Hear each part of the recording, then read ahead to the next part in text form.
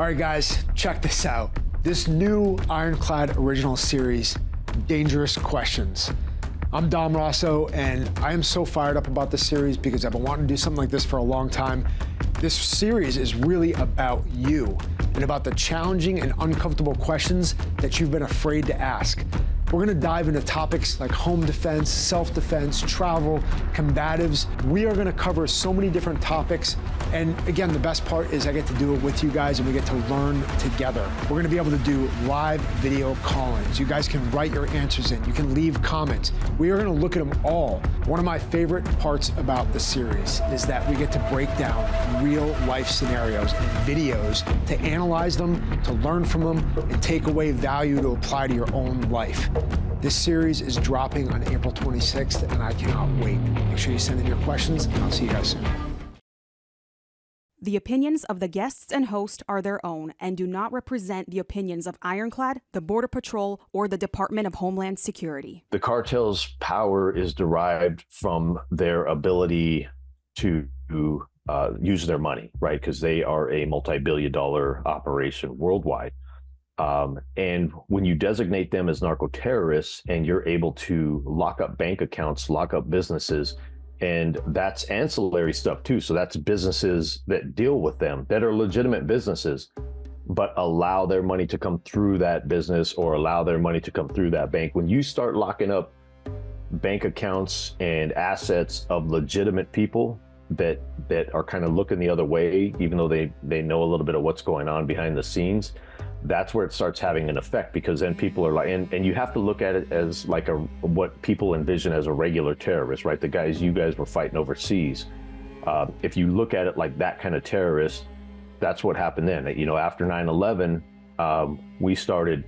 we the U.S. started doing just that, seizing assets, seizing bank accounts, dealing with those people that were dealing with the bad guys. So it has the same effect, and that's where you really cripple them. Because you disable their ability to move that money, to move their assets, and to operate as freely as they do now.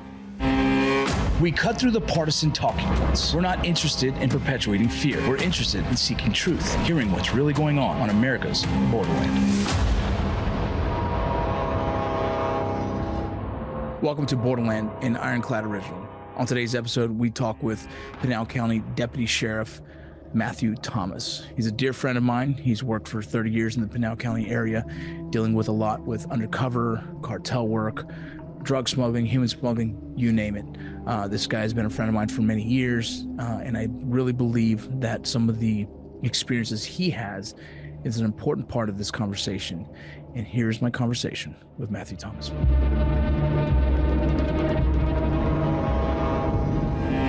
If you wouldn't mind, would you give us a brief kind of bio of your background? Yeah, for sure. So Matt Thomas, and born and raised Arizona, and lived in the Phoenix area through teenager, and then moved out to the rural areas outside of the city. Kind of grew up out there. Got into law enforcement. It'll be 31 years next week, 31 years ago, and started with the Pinal County Sheriff's Office and been there the entire time. Started in detention, went to patrol. I was on our SWAT team for 18 years, did undercover work, did, detective work, did motors, did traffic, academy training. So I kind of, been through just a bunch of different assignments in the agency. And a lot of my time, probably the last 20-ish years, a lot of focus on the cartel issues, the border issues, the drug issues, gang issues that we deal with specifically in our county and our state. And, yeah, that's it, man. So it's funny, and those who don't know, he's out of Pinal County, and Pinal County is not necessarily what you would say a quote unquote border town, right, but it tends to be a border almost spillover or almost direct from the border to the Pinal County. When did you, as a officer in Pinal County, start to identify those two? Or has that always been a known in the Pinal County area that you get a lot of border kind of spillover? It's always kind of been known because if you look geographically at our county on a map, our county is basically right in between Tucson and Phoenix. And so if you go from one to the other, you go right through our county. But the southwest portion of our county, where we have a lot of cartel activity, or the most heavy cartel activity, that area has always sat just north of open desert all the way down to the U.S.-Mexico border. And it's open desert because a lot of it is reservation. It's the Tohono O'odham Reservation, and it's actually one of the reservation, or the only reservation that crosses international boundaries. So it's not only a reservation on the U.S. side, but on the Mexico side. And so that reservation in particular, they have access to both sides. And so it's just wide open desert all the way up. And we're actually the only agency in the U.S. If you're a border county, so if you're a sheriff's office on the border, you receive Tier 1 funding from Border Patrol to help with those issues. We're the only county in the country that actually receives Tier 1 funding as a Tier 2 county, because our problem looks a lot like those counties that are right up against the border. Right.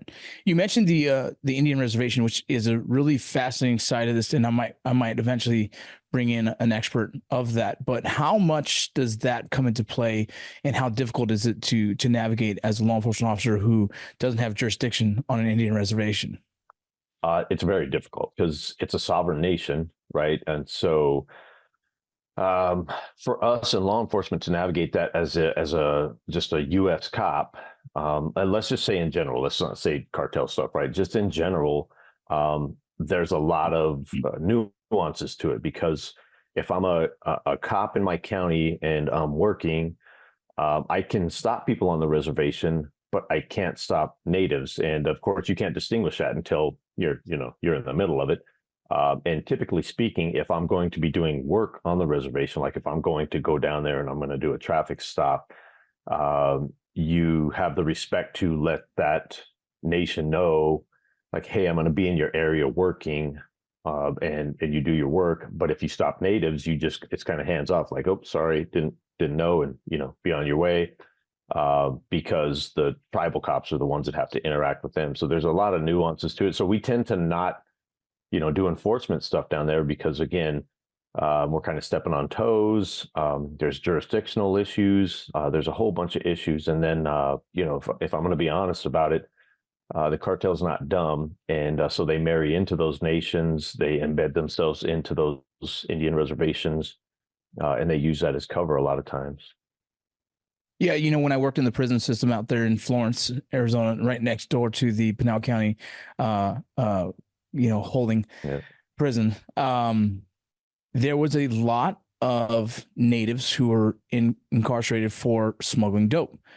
They got involved into the dope smuggling because of the challenges of law enforcement even managing that. Since it crosses the border, Border Patrol themselves still have to ask permission, have permission to work certain areas. And so they've been able to almost have a loophole there. The cartel knows that and exploits that. And unfortunately, some of the young kids in the native, the reservations, they fall victim to it. And then all of a sudden now they're smuggling, 8,000 pounds, whatever it is, of dope, you know what I mean? Of something.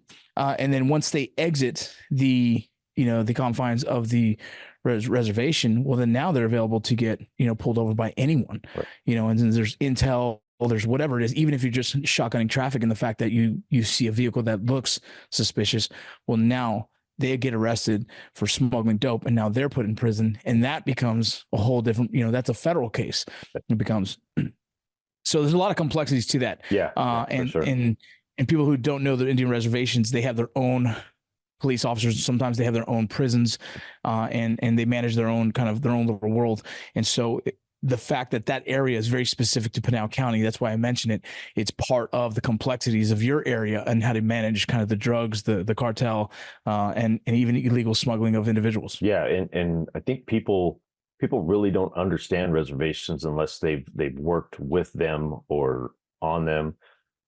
Because they have their own, essentially what equates to our White House, our Washington, D.C., right? So the Tohono O'odham tribe has their central hub for their government. And so when you go down there to visit, it's like you're visiting another nation. And so there's a lot of nuances, and you have to develop good relationships with them. And so luckily for us, we have a great relationship. Our sheriff, is very good at managing all of that, as am I over time. Of developed relationships, and so we work well with them.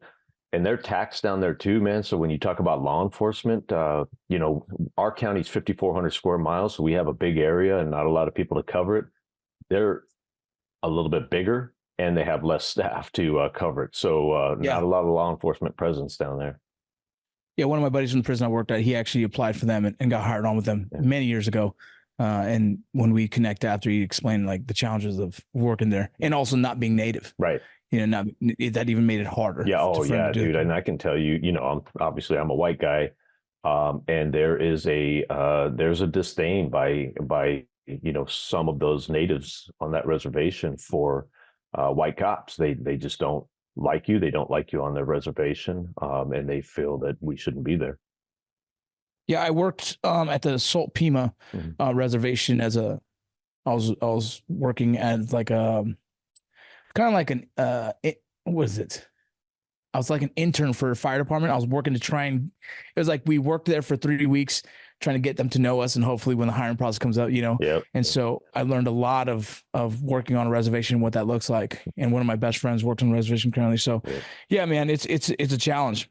So you wrote the book Interceptors, the Untold Fight Against the Mexican Cartel, which I have a copy here, obviously. Oh yeah. And you know, it's awesome that you wrote a book like that.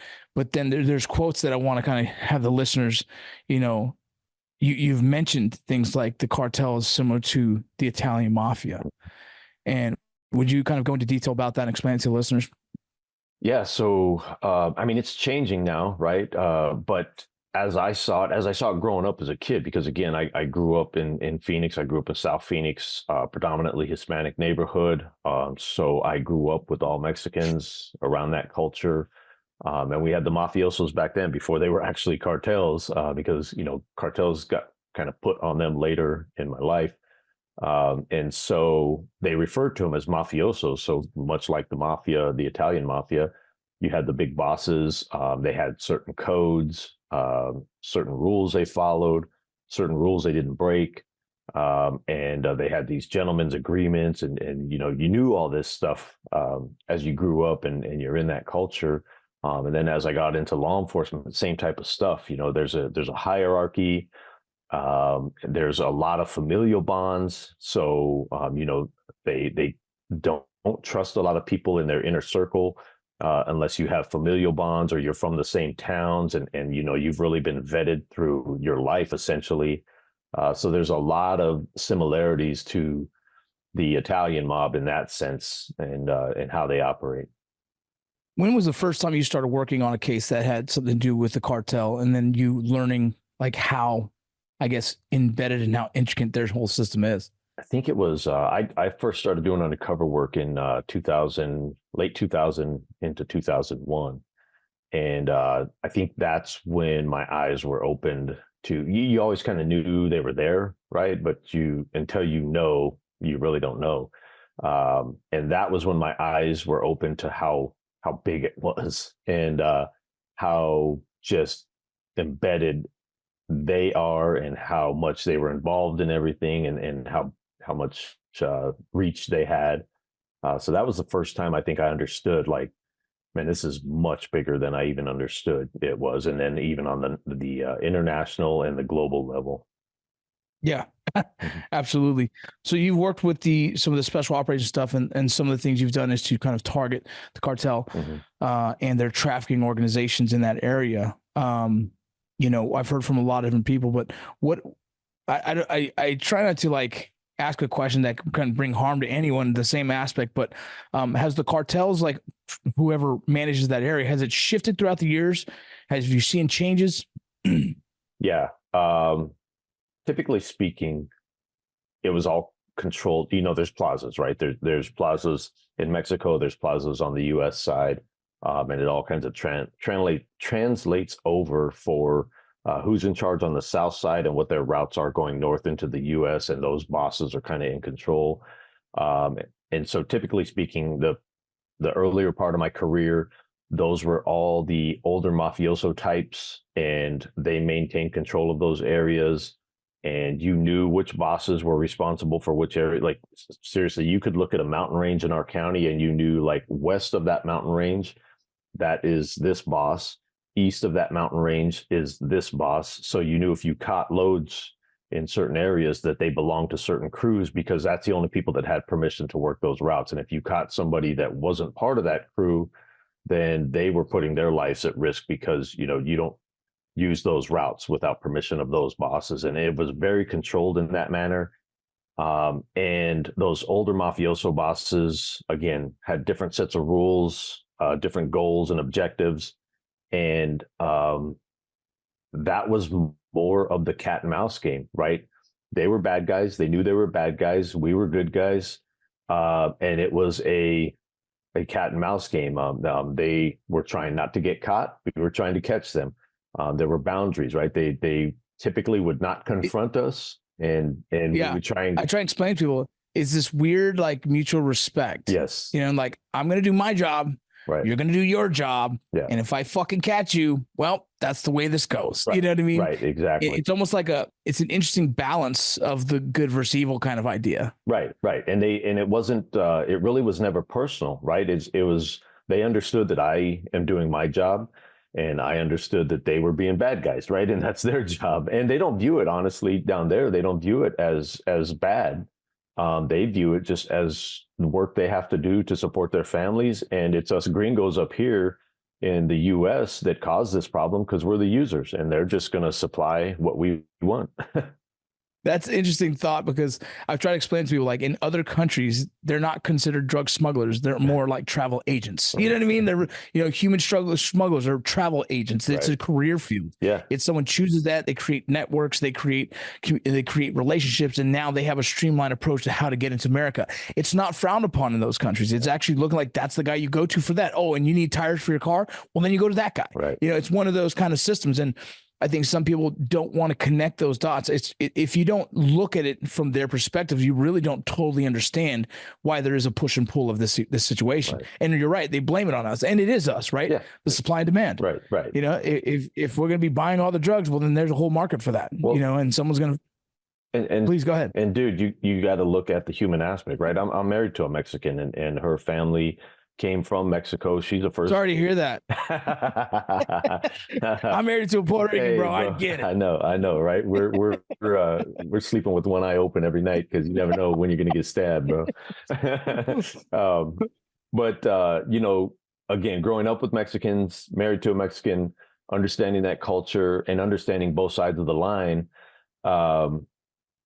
for the families that live on that side, on the south side in Mexico, and operate out of Mexico, Americans, quite frankly, are spoiled, bro. They're spoiled, and they don't understand what it's like to live in a country like that, where families still have dirt floors, families don't have running water, they don't have all these things, right? And if the means to get a better life, if they're gonna stay in Mexico, live in Mexico, and the means to get a better life is just driving a car with this product in it into the US and getting paid, they don't view that as bad. They view it as work, right? It's life. And they're just doing life. And and they don't see the effects of that either, right? They're not seeing the overdoses, they're not seeing the family. Right. They're not thinking long term. Right. They're thinking directly in their own circle of like, hey, how am I going to put food on the table? Yeah. This is how. Yeah. Okay, so be it. Right. Exactly. And look, man, and we sit here from a position of privilege, being able to question that and and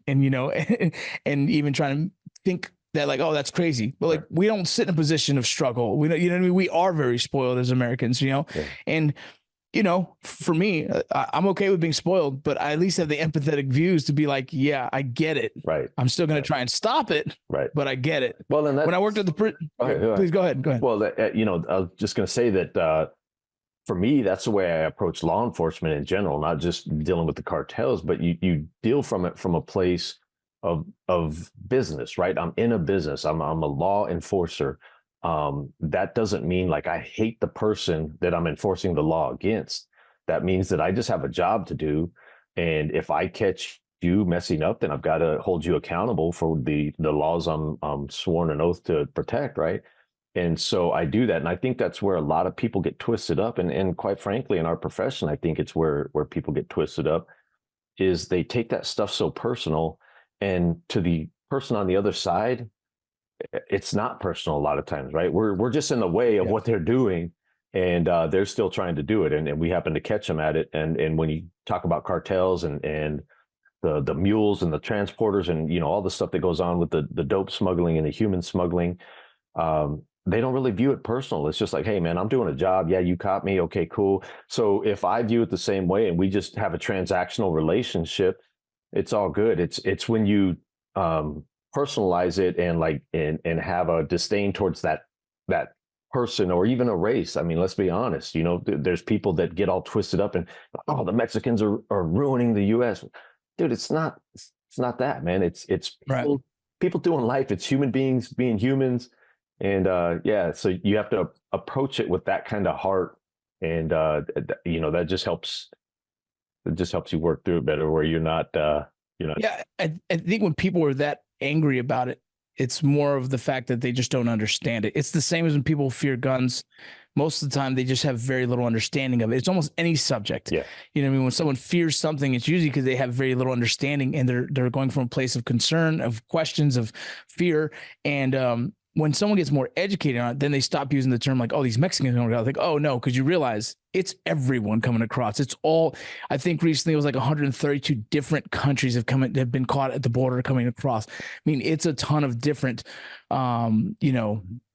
countries entering this country. And when people just kind of snowball it into Mexicans, like, well, that's the lack of understanding of the subject. Right. And that's why whatever they say after that is like, it's irrelevant to me. Right. Yeah, for sure, dude. Circle back when I was working in the prison, man, I'm fully tatted up, bro. Right. And I see a dude, they're not supposed to do prison tats, but I'm working the night shift. Like, bro, how'd you get that uniform? They were calling me Street Marine, and they were like, you should be in here with me. I'm like, no, bro, we're good. But I catch them doing tattoos, and they're not supposed to. But I even said, like, look, my shift ends at 7. That tattoo gun better be on this table. So finish that damn thing. Because like for me, it was like, well, you're not causing any harm to nobody. You're not supposed to. I get it. So I'll waver right there in that moment because I have tattoos.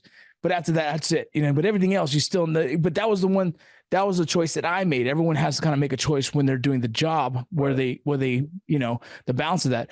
I also had conversations with, from some smugglers and some cartel dudes in the prison that were like interesting conversations, right? Behind the closed door of this guy locked up in Seg, he was still human.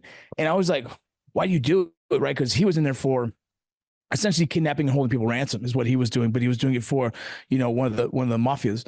And so just having conversation with him, and he was just kind of saying like, look, Vargas, where I come from, I have nothing. Like I was given the opportunity to make money for my family. And so I do. And it's just like, damn, bro, but like such a crazy thing. But in the prison system, I could actually sit there and have this conversation, which I told my wife about it. She was like, that's insane. I was like, yeah, but they are very human people in there. Mm-hmm. It's when you start to threaten their way of life is when you become the enemy of them. Yeah. As Ironclad Originals launched a couple years ago, John was always on our short list of kicking things off. This has been the project that we've been looking to do for a while. This is Dave Ramsey meets John Rambo, where you get to call in and get answers to the most dangerous questions that you have.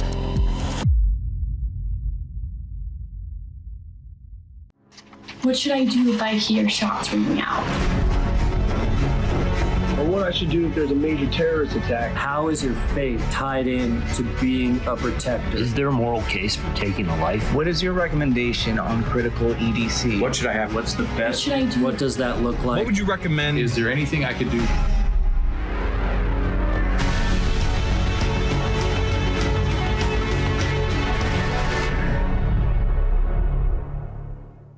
You said take it personal. Is it changed now? Do Cartel or some of these younger individuals who are trying to make names with them, do they start taking it personal now? Oh, dude, for sure. Yeah. That's the thing I think that has changed the most about the cartels is they've fractioned, right? The big bosses don't hold control like they used to. So you have those old mafiosos that are losing power. The younger generations are taking over. The younger generations, just like, generations in our country, they all differ. And I think that younger generation has a lack of respect for structure, for authority, and it translates over, man. Those young cartel dudes, they they view respect differently, I think. So they think that you should fear and respect them no matter who you are, and they don't get the game, right? They don't understand that they're doing their thing, I'm doing my thing, that it's not personal. Again, it's transactional, but they will make it personal. Oh, you stopped my load? Oh, how dare you? I'm going to come after you, your family, you know, whatever. It's never been like that before. So these guys make it more personal. And honestly, dude, that's a dangerous place to go, because when you make it personal like that, it's personal on my side too, bro. So, you know. Yeah, no, it becomes something that now we all have to be ready for, right, you know. Right. It's an interesting, it's like the young dude always trying to gain more notoriety by doing crazier things. Right. Like, you know, MS-13 eventually at one point was being more violent in the streets as they killed people. They do things like Colombian neckties or whatnot. And that alone creates terror and fear in people. And it's usually someone trying to gain clout or gain notoriety or gain a position of control. Yeah. Right. And so these young guys who are probably, let me make a name for myself. You see it in LA. And when I grew up, you see kids who just joined a gang and they want to make a name for themselves. They do the craziest thing. Yeah. And you're like, damn, this dude went all out, Right. obviously, because he's trying to gain position in his, network. And so it's, you know, for me, there's this one quote that I love it now, but it applies to what we're talking about. And when you look at some of the older generation cartel members compared to newer generation, and same with cops, the older generation, this quote applies to them, and it's essentially when the lion's in the jungle, he doesn't have to walk through and tell everybody that he's the lion, right? The jungle knows. Yeah. Everybody knows that he's the lion. And that's how the older cartel members operate. When they walk in, when they're doing their thing, everybody knows that's a boss. Everybody knows what they're about. And everybody affords them the respect that they're due for that position, right? In their world. And it's the same on our side, right? Everybody knows who the lions are. You don't have to scream and shout and tell everybody you're a lion, because those are generally the guys that are really trying to be something that aren't anything yet. Yeah, that ego driven, right? Yeah. A social media influencer, put it on LinkedIn. Oh dang, you mean you gotta do something else? So, you know, how prevalent is so the cartel, they're involved in multiple things, right? Or let's just say smuggling organizations, and then you have human trafficking organizations, but they're both usually the same kind of thing, right? Or right? Is that how it goes? Because to kind of clarify that for people, when you have humans coming across, and then you also have drugs coming across, can you explain the dynamic of that with in connection to a cartel? Yeah. So people just have to. The easiest way to explain it to Americans is this: the cartel just view it as a business, because that's the way it's viewed to those cartel members, right? It's a business for them. And so any business that is selling products or moving products, that's commodities. And so a cartel moves all kinds of different commodities. They're in everything. They steal oil and they move that commodity. They steal gold, they move that commodity. They create counterfeit stuff and they move that commodity. People, whether you like it or not, are a commodity to them. Drugs, that's a commodity to them. So it's all different commodities that they're moving and pushing into the areas that use those things. And that's exactly how they treat it. It's a business. Whatever's making money, that's where they're going to focus, and that's where they're going to move that stuff. What are your thoughts on getting the cartel labeled as narco terrorists? Bro, it would be a game changer for us, in my opinion. And I think people don't understand why. Like, it's not just to go blow dudes up off mountaintops, right? And release our top tier guys to go after them. Where it really is effective is the financial piece, right? The power that we have over those that deal with the cartels, because whether people want to recognize or admit this or not, the cartel's power is derived from their ability to use their money, right? Because they are a multi-billion-dollar operation worldwide. And when you designate them as narco terrorists and you're able to lock up bank accounts, lock up businesses, and that's ancillary stuff too. So that's businesses that deal with them that are legitimate businesses. but allow their money to come through that business or allow their money to come through that bank. When you start locking up bank accounts and assets of legitimate people that are kind of looking the other way, even though they know a little bit of what's going on behind the scenes, that's where it starts having an effect, because then people are like, and you have to look at it as like what people envision as a regular terrorist, right? The guys you guys were fighting overseas. If you look at it like that kind of terrorist, that's what happened then. You know, after 9/11, the U.S. started doing just that, seizing assets, seizing bank accounts, dealing with those people that were dealing with the bad guys. So it has the same effect, and that's where you really cripple them, because you disable their ability to move that money, to move their assets, and to operate as freely as they do now. Does that give U.S. jurisdiction to maybe do more intel on them and potentially missions across border? I don't know how that works. Yeah, it would. And I don't know all the ins and outs, because, you know, the federal level deals with that more, but I do know that it opens up those gates where our military can be used. But of course, as you know from your prior experience in the military, that becomes a thing of its own too, because then you have, you have country to country nuances that you have to deal with. So we couldn't just go into Mexico and start blowing dudes up, because the Mexican government they could consider that an act of war, right? And so there's all these. It's a delicate balance all the way around, and so our governments would have to be in cooperation. There'd have to be a lot of stuff for our military dudes to start, just releasing those hounds and letting them go after them. You've mentioned how you think the smuggling has gotten worse in the state, and what has contributed to that?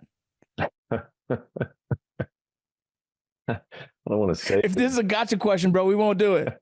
No, it's not a gotcha question. Just people get so emotional over it, because I know, and I'm trying not to. Like, for me, it's like, dude, you're my friend. There's no gotchas here, right? It's more like, I'm like, let's get the information to people, right? And I had Sheriff Lamb on here, and he was really clearing out some of the stuff that people call him political as well. He's like, dude, I don't try to be. The subject just pulls people into it. Yeah. So I get it. No. I mean, however, you don't have to answer that if you want. No. Go to the next one. I'll answer it. I just I want people to understand that.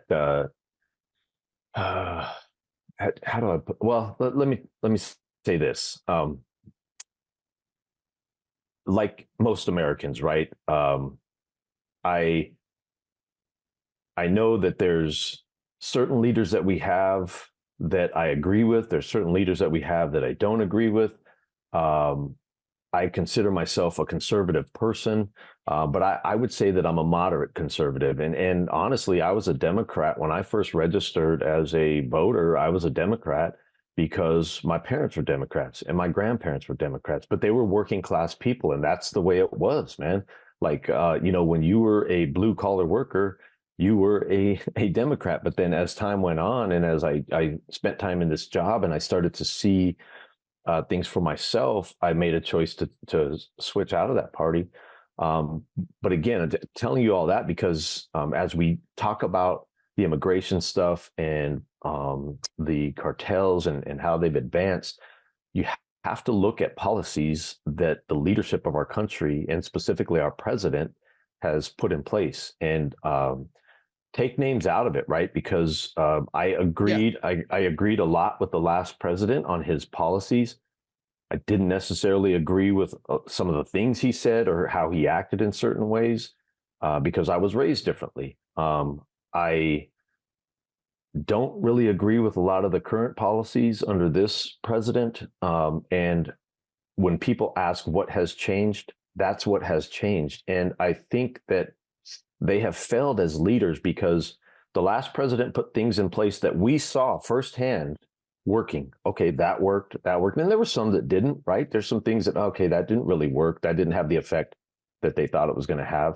But a good majority of the policies worked at slowing down the immigration influx, right, of people coming in, slowing down the flow of drugs, giving us a little bit more even playing ground.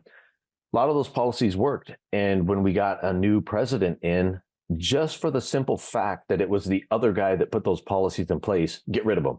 Like, we're not even looking at do they work or not. It's just, well, it was that guy's idea, so the hell with that. And essentially, to me, what he's saying is the hell with all of you and the country. I'm going to do what I want to do because I don't like that guy.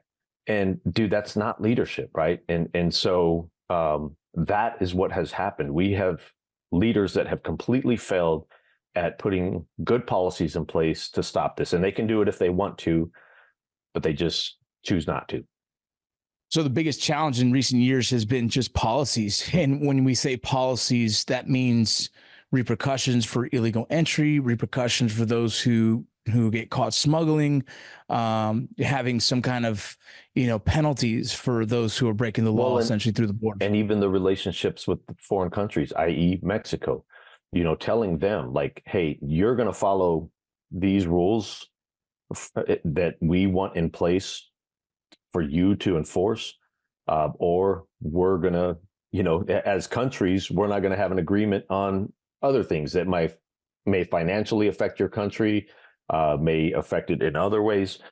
So even those policies, when we're talking country to country, because there were policies put in place then, and talking about like the stay in Mexico, that worked. And keeping them on that side of the line while they got processed, because what happens with this whole thing is everybody says illegal immigration, right? This all gets lumped into illegal immigration, and it is not that. Because what illegal immigration is now is cartel control of commodities. So they're moving humans into our country. They're moving drugs into our country. There's rape, there's murder, there's torture, there's assaults, there's robbery. There's all these crimes that go along with all of that movement of product and commodity. And that's what gets lumped into just illegal immigration. And back when I was growing up, it was illegal immigration, right? There was dope smuggling, but there was illegal immigration. There were people that were coming here for a better life. And now you keep hearing this term asylum seekers. These are not asylum seekers, because people seeking asylum for persecution, when they get to a safe spot, that's their asylum. They don't go through 5 countries of safety and then say, oh, now I'm seeking asylum because I got to the place I finally want to get to. That's not how asylum works. And so you have all these asylum seekers now, that are coming into our country that don't meet the asylum requirements. They are essentially coming to our country illegally. And the problem is most of them could be good, but there's a small percentage that are evil, and we're not checking those. And that's going to be problematic as we move forward. What's crazy about the asylum seekers is that there's, of course, they're going to want to come to America, right? Because it is the land of opportunity. Right. It is the land that's fruitful and still gives them that American dream. And personally, I have seen people that definitely need the opportunity, right? Who are challenged in their own countries, that struggle buying food and whatnot. Oh, and they're running for their lives sometimes. Right, running for their lives, right? And so it's tough. What happens currently, I think we're just so overwhelmed, so it's hard to differentiate what is real asylum and what is. And the problem is this: the cartel, being a smart criminal organization, they play on that, right? So, absolutely, there is an element of people that are coming here to get away from bad and to get to a good spot, and the cartel sees that, and they use that as an opportunity to move their products too. Why do you think the legalization of marijuana is one of the main catalysts for the current state today? Well, I mean, I could get into, I'm a guy of faith, and I could get into that piece of it. I think part of it is just the degradation of our society and the breaking down of the rule of law and the dumbing down of our society. And I know you got kids, I've got kids. Yeah. And as I went through 2020, man, and moved forward, what I saw happen to our society, especially our youth, was essentially we lost like a generation or two. And when I say lost, what I mean is they have been so dumbed down. And I don't know if it was intentional or if it was unintentional consequence, but I got to believe that the countries that hate us, that they had some angle in this play to do all this, and the legalization is just another piece of that, man. Really, that's interesting, but I mean, look, it's not far fetched. I try and I tell my inner circle my ideas of like conspiracy theories because I don't want to be a conspiracy theorist. Right. But knowing how I understand information, I understand psychological operations, I understand how people receive, and I understand social media, the powers of it, and also the bad things of it. Mm-hmm. I do feel it wouldn't be a surprise if years from now we hear that this whole thing with social media and everything was a psyop campaign to completely destroy America. Yeah. Right. To destroy us. I'll be honest, man. I'm not a conspiracy theorist either. Right. I try and get as much info as I can. I look at history, look at all the things in front of me, because I'm an evidence-based guy, right? I'm a cop. I've been a cop my whole career, so I've got to do things based on reasonable facts that I can see in front of me and I can prove. And I can tell you this, man, whether people want to admit it or not, and I don't even know if we want to name the country, but there's a country that still teaches their kids today that we Americans are the big evil and that we will forever be their enemies because of the opium wars 200 years ago.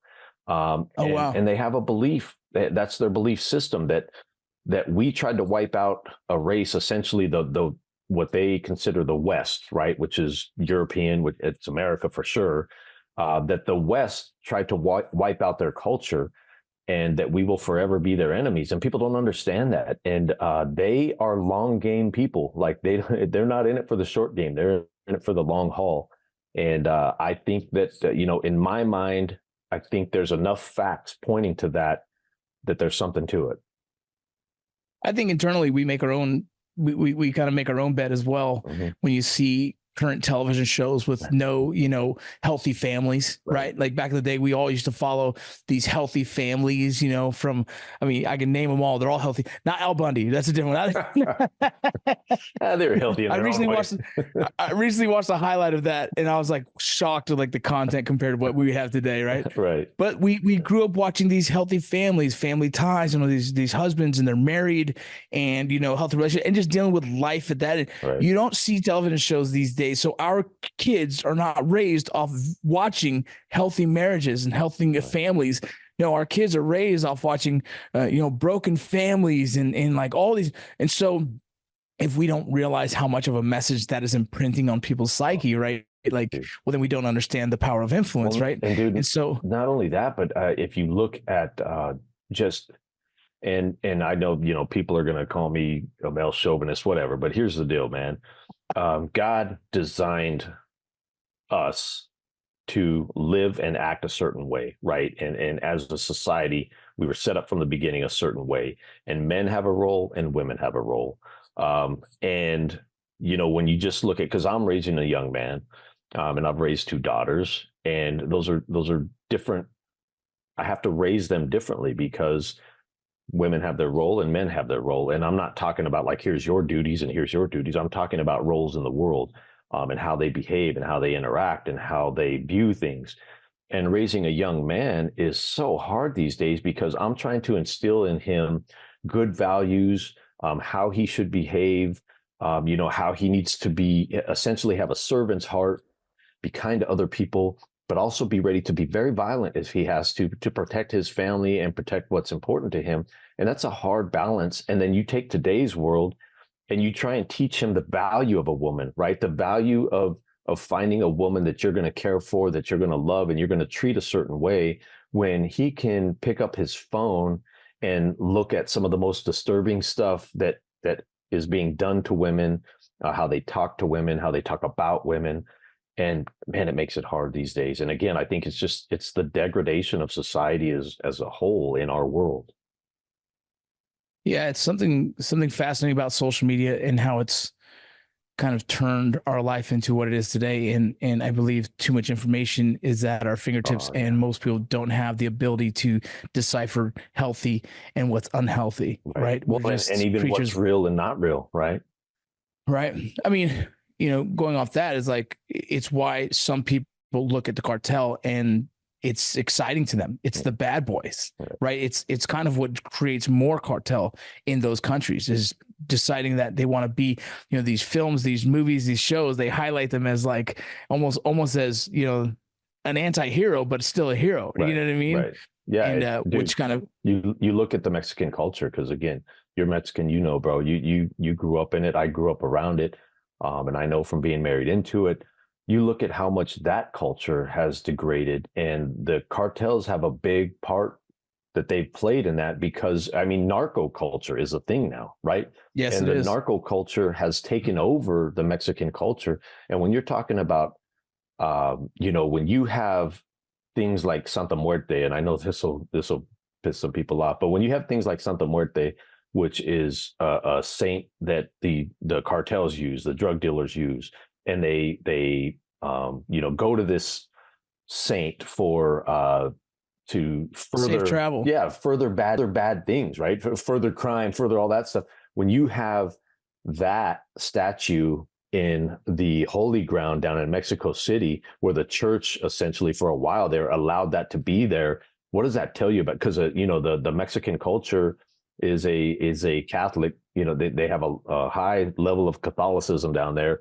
and they have holy ground in Mexico, and they let essentially this narco saint be placed on that holy ground for a while. That's how much influence the cartels had in that world. And you're a young kid growing up, and you watch that. So, you know, your mom's taking you to church every Sunday, and you're getting your catechism and all that. But then you see that saint over there, and then you see guys walking over there to that saint, and you're living in a house with dirt floors, with no running water.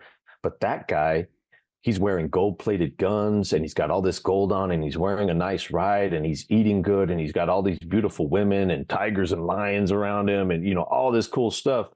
You'd be like, dude, I want to be whatever that dude is, because that's a it's good attractive. life. Yeah, it's attractive to these kids. It's attractive to the young culture, who it's just what the way our society is going. Same with like my kids. They look at the fancy cars and they want that. I'm like, to me, I'm not a car guy. I drove a Toyota Camry for the past like 5 years. So like, I don't care. But like, the values are different, right? These kids see people come millionaires overnight on TikTok or whatever the case, and now they want to chase this easy money. It's no different than the youth in Mexico who sees the cartel power, sees their money, and sees their lifestyle, and say, that's attractive, I want to do it. Well, that's why they don't have a problem recruiting. That's why they don't have a shortage of individuals who work for them, because the money's.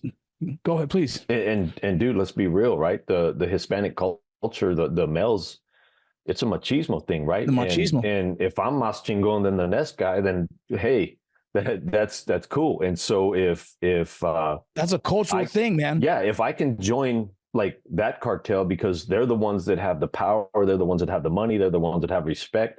So I'm going to go be that guy because I want to be respected. I want my family name to be good.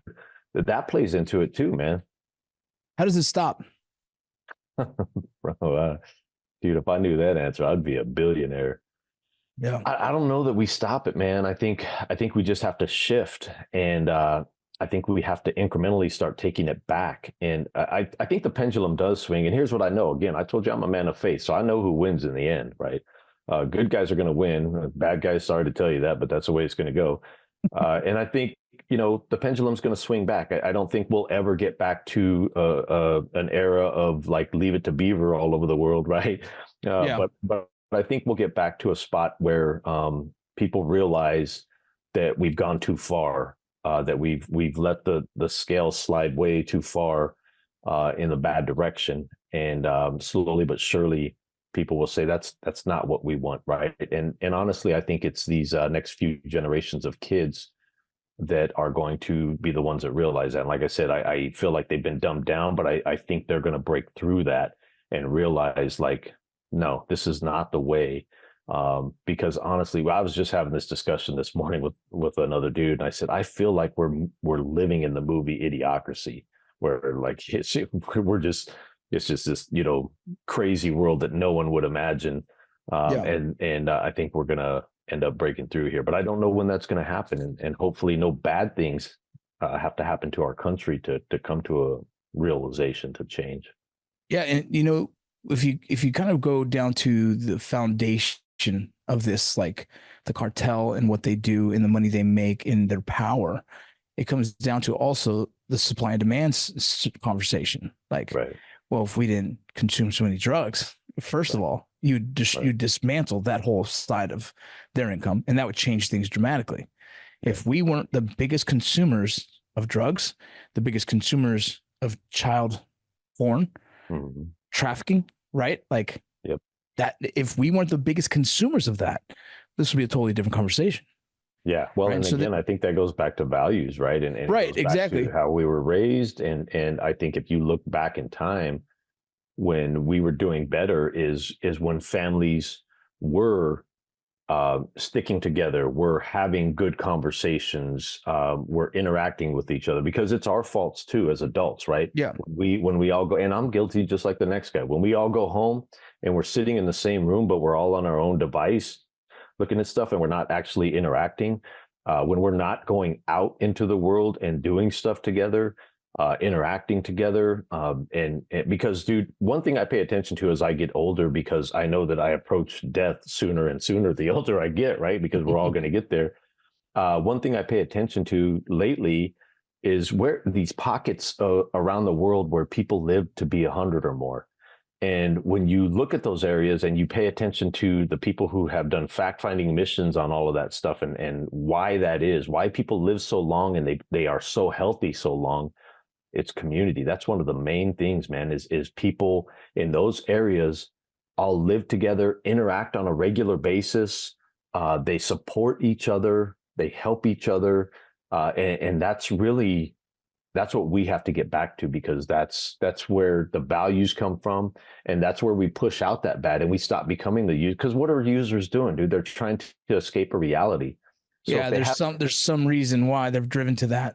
Yeah. Right. And if they have a reality that they're good with, that they don't want to escape, then they don't need to turn to something else for that. Yeah, it's crazy. It's the drug thing in this country. I don't know how, like, you can't have the border conversation without the drug conversation. You know, right. It's a different part of the branch of immigration, but it's a part of the conversation in itself. And to see how prevalent drugs are in America. I mean, even if you legalize weed, what happens? Boom, now you turn to fentanyl. You know what I mean? It just changed the product. What's going to sell? You know what I mean? And it'll be no different when fentanyl becomes a thing that's dated. All of a sudden there'll be a new drug that's even 10 times more, addictive, and the commodity continues to fund, the cartel, and us in America, we're the ones who continue to buy it. Like, you can't dismantle that world without questioning, why is America so the biggest purchaser of drugs? I don't get it. That's a part of the question we have to find a way to answer, which I have no clue, man. It's just crazy. I honestly, it's our, I think, like, it's the basis of our country. It's the freedom, right? We have a lot of freedoms in America. And even those that feel like their freedoms are being trampled on, we still have a lot more freedom than a lot of these other countries. And that means the freedom to choose what we want to do. And I think, that has caused us to go down some roads that we shouldn't have gone down. In that same conversation, you have people risking their lives just to try and come to America, just to have opportunity to work. Which tells you, dude, that tells you, no matter what people say, we are still the greatest nation in this world, because you have people from all over the world. And let's look right now, all over the world, man, 132 countries trying to get here. There's a reason for that, right? I agree. That's anytime anyone questions it, I'm like, yeah, I don't think you have that many people going to running to any other country but this. And as long as you have that, it makes me be like, yeah, I'm still proud of this. Like, people are still coming here for opportunities. People are still coming here for the American dream. Yep. And when they stop coming here, that's when I'd be like nervous. Right. Then I'd be like, wait, where the fuck are they going? Yeah. And do I need to go there? Yeah. And do I need to go check it out? Right. Well, brother, man, I appreciate your time, dude. It's always a good time. Great conversation. Your book Interceptors is out. You can get that on Amazon somewhere. Yes, sir. It's on all the book platforms. All the book platforms. Amazon, all that stuff. Awesome, bro. Any last words you want to say for the audience? Nah, man, I appreciate you having me, Vince. I always love catching up with you, man, and appreciate the support. You've always been a huge supporter of us here in Arizona. I know you got Arizona ties. What's up to your pops, especially, because I know, Pops watches you. So I'll let him know what's up. Yeah, for sure, man. Awesome, bro. I appreciate it. Thank you for listening to Borderland and Ironclad Original. Don't forget to like and share and tell all your friends. We'll see you again next week.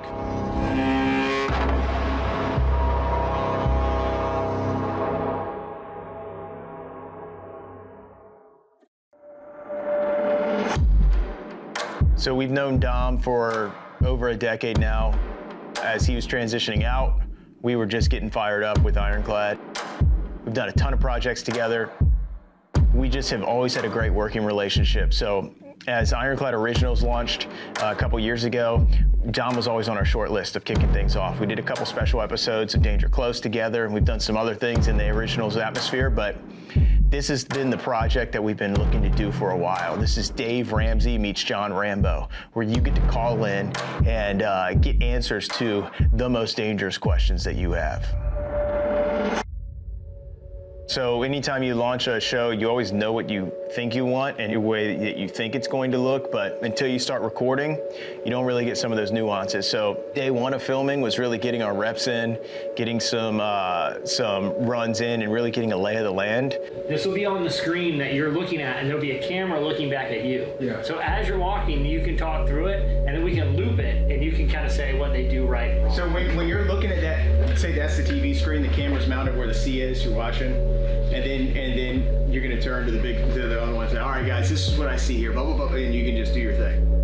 Day two, we tweaked the set a little bit, tweaked the lighting a little bit, and it flowed flawlessly. There was no cuts, it was smooth, straight to tape. All right, these have been awesome. Let's see what the next question is. I think you guys are gonna notice that a lot when you start watching this thing, that it's gonna keep getting better and better. That's the beauty of the show, that it'll evolve as the questions evolve, as the people evolve, as the opportunities evolve. You're gonna be seeing more and more people call in, and you're gonna also see Dom articulate things way more. Also, you'll see the studio continue to evolve.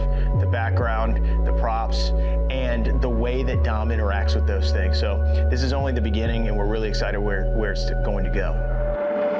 Dom can talk about gear. Each episode he can talk about something of like moral or ethical depth. Each episode he can talk about tactic or combative. That's like practical.